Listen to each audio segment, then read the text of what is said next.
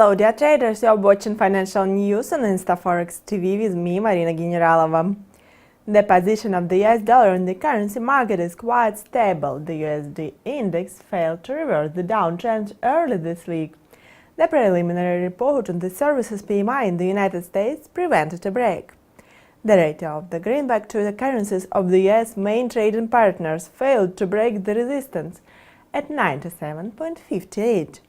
The quote returned to the closing levels of the last trading week, following the disappointing data. The US Flash Services Purchasing Managers Index confounded analyst forecast. Instead of expected growth to 59.5, economists logged a sharp slowdown in activity rise to 57.8.